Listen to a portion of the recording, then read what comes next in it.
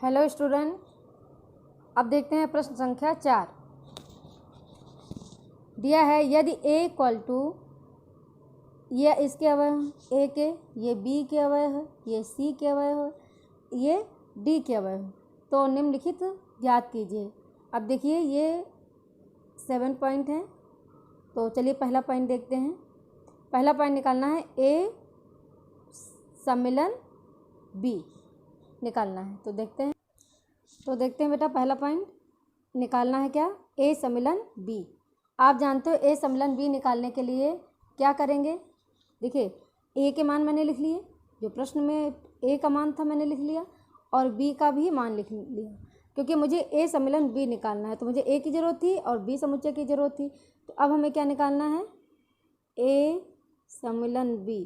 इसके लिए क्या लिखेंगे, इसके अवयव भी लिखेंगे, 2 3 4, इसका सम्मिलन ये 3 4 5 6।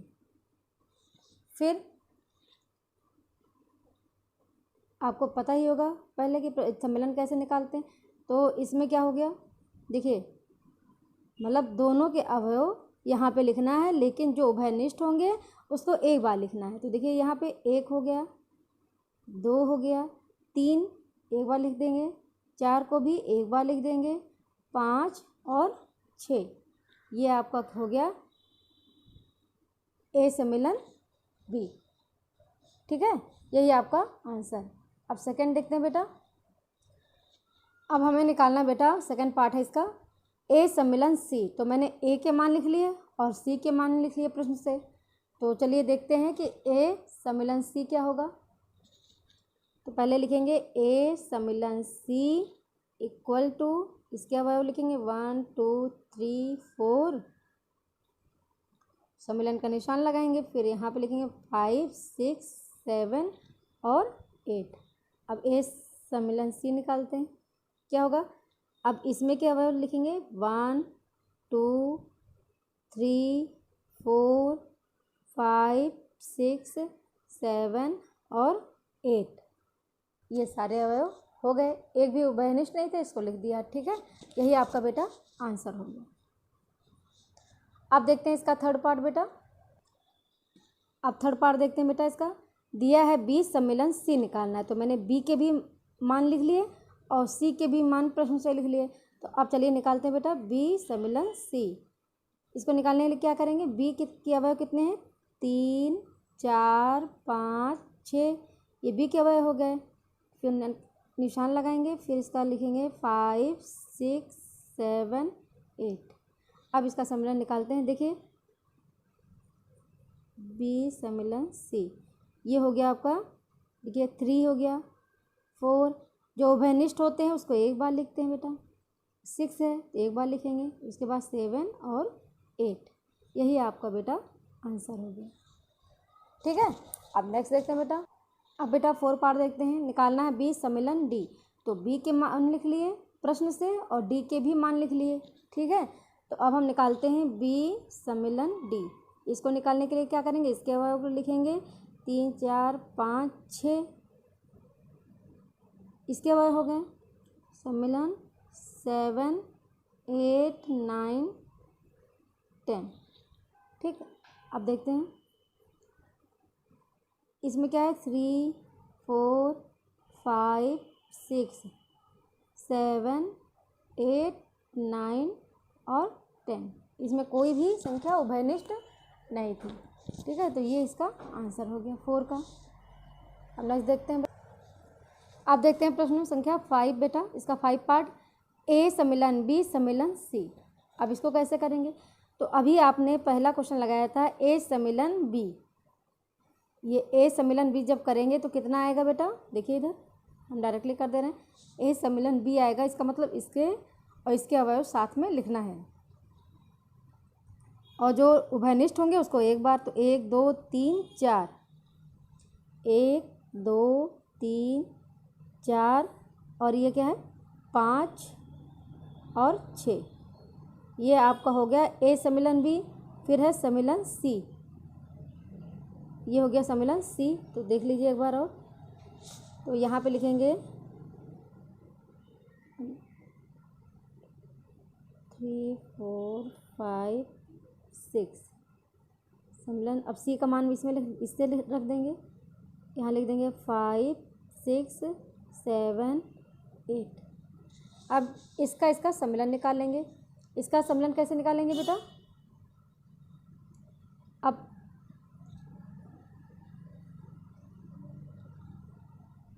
क्या करेंगे, देखिए इधर यहाँ होगा 1 2 3 4 5 6।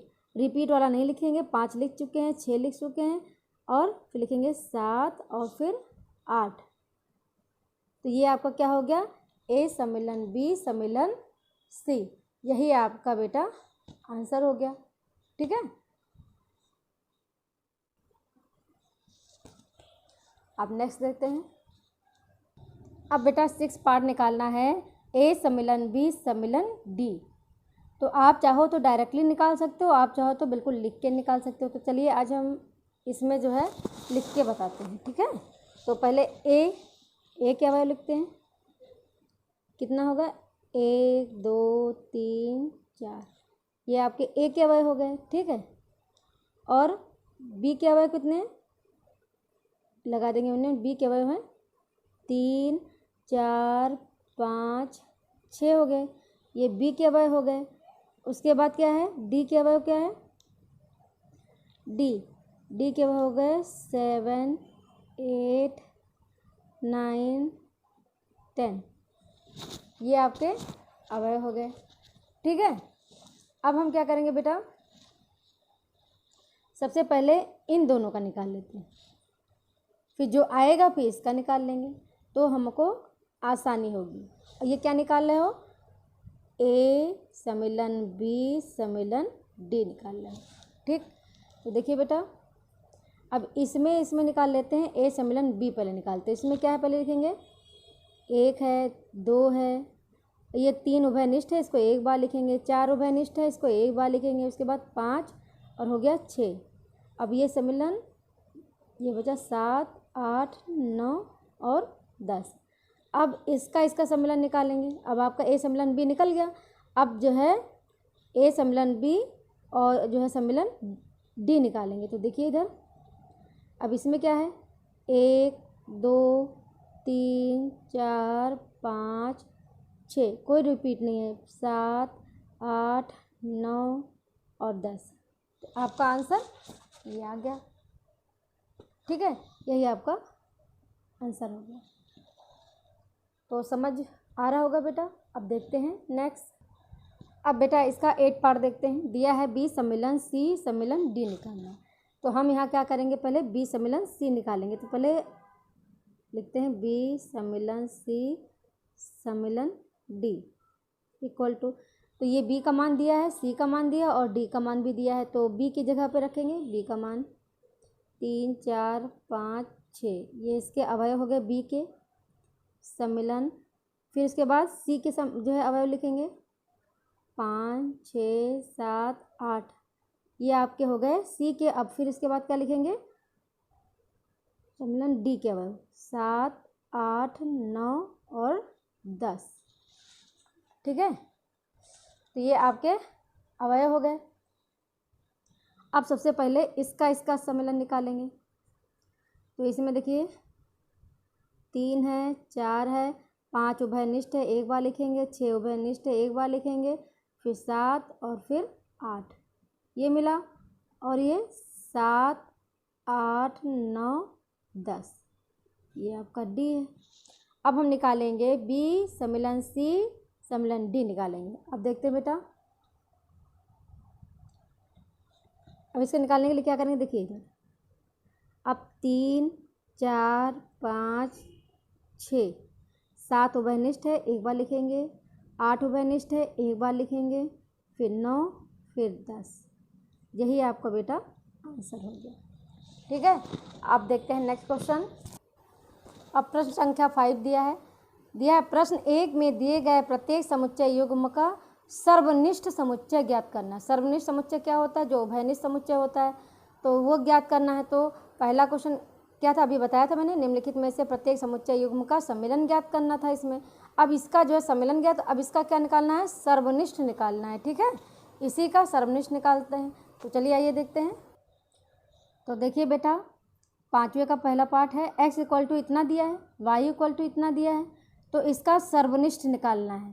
तो आपको पता है सर्वनिष्ठ निकालना मतलब क्या होता है, इसके उभयनिष्ठ। उभयनिष्ठ क्या होता है, जो दोनों में हो, वही आपको निकालना है। तो क्या लिखेंगे, x इंटरसेक्शन y। आप जानते हो सर्वनिष्ठ में ये निशान लगाते हैं। अब दोनों में जो हो, देखिए इधर, अब उसमें सम्मेलन में क्या करते थे, जो दोनों में होता था उसको एक बार लिख लेते थे। अब इसमें केवल जो है कुछ और नहीं लिखना, केवल सर्वनिष्ठ, मतलब जो दोनों में उभयनिष्ठ हो। तो देखिए एक है उभयनिष्ठ, इसमें एक इसमें है, एक इसमें है, और इसमें क्या है, 3 इसमें है, 3 इसमें है। अब 5 तो है नहीं, बस यही आपका आंसर हो गया। ठीक है, यही आपका सर्वनिष्ठ हो गया बेटा। ठीक है, अब इसका चलिए सेकंड पार्ट देखते हैं। आप देखते बेटा इसका सेकंड पार्ट। सेकंड पार्ट में दिया है बेटा a इक्वल टू AEIOU दिया है, b इक्वल टू ABC दिया है। अब दोनों में मैच क्या कर रहा है बेटा, केवल ओनली देखिए ध्यान से a, तो लिखेंगे a intersection y equal to कितना है, केवल इसमें a है, बस यही आंसर हो गया, यही सर्वनिष्ठ हो गया। ठीक है, अब इसी का थर्ड पार्ट देखते हैं। अब हम प्रश्न संख्या 3 देखते हैं बेटा। दिया है a equal to x such that एक प्राकृत संख्या और 3 का गुणज है, और b इक्वल टू इतना दिया है। तो मैंने a को क्या लिखा था, मैंने पिछले प्रश्न में मैंने a इक्वल टू लिखा था 3 का गुणज क्या होता है, 3 का गुणज मैंने लिख दिया था 3, 6 और 9, ये हो गया था। b इक्वल टू क्या है, 6 से कम प्राकृत संख्या। 6 से कम प्राकृत संख्या कितनी हो गई, 1, 2, 3, 4 और 5, ये लिख सकते हो। आगे ये भी लिख सकते हो, या संख्या 3 का गुणज भी लिख सकते हो। ठीक है, मैं इतना ही लिख रही हूँ। ठीक, अब हमको निकालना इसका क्या है, a इंटरसेक्शन b। a के बाद कितना है, 3, 6, 9, और b के कितने हैं, 1, 2, 3, 4 और 5, ये आपके b के हैं, और इसमें इंटरसेक्शन का निशान लगा देंगे। ठीक है, अब हमको निकालना है a इंटरसेक्शन b। तो देखते हैं a इंटरसेक्शन b कितना हुआ। अब दोनों में क्या सर्वनिष्ठ है, इसमें केवल 3 है और कोई अवयव तो है नहीं इसमें, तो इसका उभयनिष्ठ कितना हो गया, 3, बस यही आपका आंसर हो गया। ठीक है ना, अब नेक्स्ट देखते हैं बेटा। अब इसका 4 पार्ट दिया है बेटा, a equal to x such that x एक प्राकृत संख्या है और 1 से ज़्यादा x से ज़्यादा या बराबर है 6। b इक्वल टू भी दिया है ये, तो मैंने a इक्वल टू क्या निकाला था पहले क्वेश्चन में, a equal to x such that एक प्राकृत संख्या है। क्या बेटा, एक प्राकृत संख्या, तो 6 के अंदर है ये, तो 6 के अंदर और 1 से ज़्यादा है, तो क्या हो गया आपका, 2, 3, 4, 5 और 6, ये हो गया a equal to. b equal to क्या है, ये जो है x जो है 6 से ज़्यादा है और 10 से कम है, तो b इक्वल टू कितना हो गया, 7, 8 और 9। अब इसका हमको निकालेंगे a इंटरसेक्शन b। तो कितना हो गया, 2, 3, 4, 5, 6, ये हो गया। इसका इंटरसेक्शन निकाले 7, 8 और 9। अब देखते हैं इसमें आपका कितना आया। अब इसमें आया बेटा,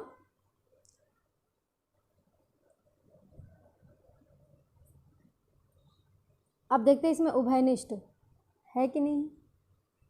अब आप देख रहे हो इसमें कोई भी संख्या उभयनिष्ठ नहीं है उभयनिष्ठ। आपको मैंने बताया था जब उभयनिष्ठ नहीं होता है, क्या बताया था, जब उभयनिष्ठ नहीं होता है तो क्या हो जाता है, a intersection b equal to कितना हो जाता है, 5। मैंने बोला था ना, ये क्या हो गया, असंयुक्त समुच्चय। तो यहाँ पे आप हो गया आपका क्या हो गया, 5, क्योंकि कोई भी संख्या उभयनिष्ठ नहीं है, और जब उभयनिष्ठ नहीं होती है तो वो क्या होती है, असंयुक्त समुच्चय होती है। और a intersection b equal to क्या हो जाता है आपका, 5। ठीक है, यही आंसर आप देखिएगा अपना, जो मैंने प्रीवियस वीडियो में मैंने आपको बेसिक चीज़ें बताई हैं असंयुक्त समुच्चय, ये आप उसमें ध्यान दीजिएगा। अब देखते हैं नेक्स्ट। अब 5 दिया बेटा, a इक्वल टू इतना दिया, b इक्वल टू 5, तो क्या हुआ आपका जो है 5 जो है ये बेटा आपका कोई समुच्चय तो है, ये आपका तो समुच्चय है, ये कोई जो है आपका अवयव तो है नहीं। b आपका समुच्चय, तो ये भी तो आपका समुच्चय है, तो इसमें क्या लिखेंगे बेटा, a intersection b equal to इसके अवयव 5।